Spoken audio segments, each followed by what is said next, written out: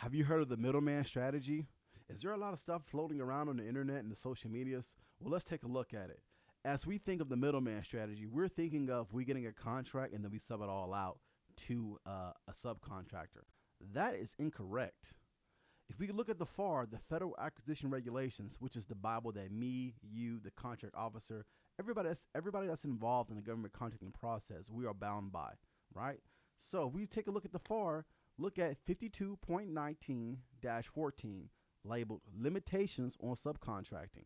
As you can see that I've highlighted here, it says services except construction will not pay more than 50% of the amount paid by the government for contract performance to a subcontractor, right?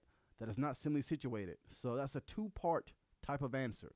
The first part is that if you're not construction, right, construction is limited at 15%, but for the sake of argument, right, the contract is worth $100,000. You cannot pay a subcontractor more than $50,000. 50 and 50 makes 100, correct? So at $50,000, we need to pay ourselves up to that amount, whether it be we do the work ourselves and we pay ourselves a salary, or we have W-2 employees who we employ to perform it. But the point is there's no free lunch. We just can't get the contract and act as a broker to give it to somebody else.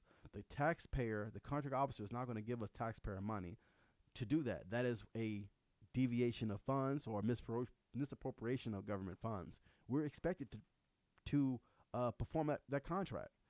If you win the contract and you accept the terms and agreements, there are several terms of agreements that we're bound by.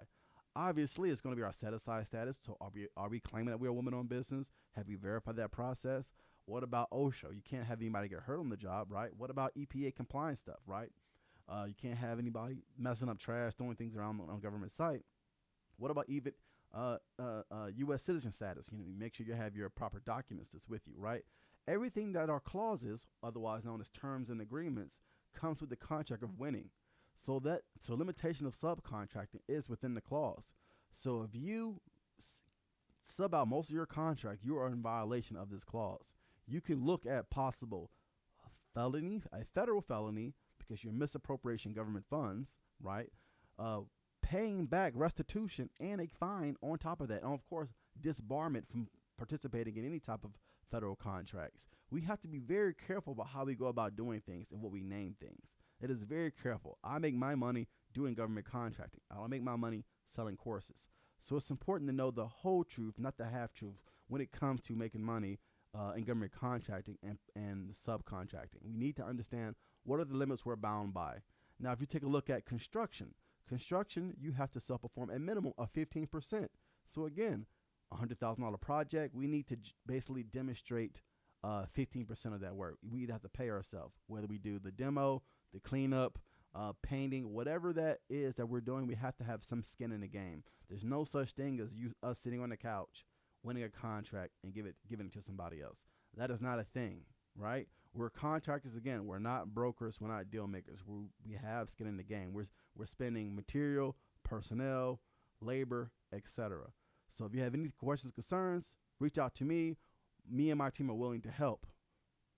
By the way, join us at wingovernmentcontracting.com where you can list your business for free.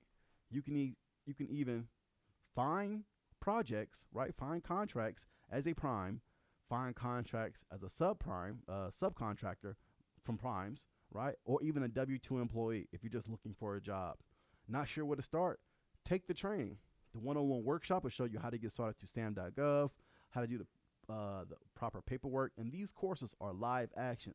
There is nothing pre-recorded, so feel free to put your laptop to the side and us talk through these live scenarios. Again, live. These are not pre-recorded trainings. All the trainings, all our workshops are live, so that way you get feedback, and we make sure that you understand what you're doing. All right, guys, that's my video. Any questions, concerns, comments? Shoot me a DM. You guys know where to find me. I also have a TikTok at wingovernmentcontracting.com. And also, if you're trying to list your business for free, go to wingovernmentcontracting.com. Thanks, people, for your patience. I'm out.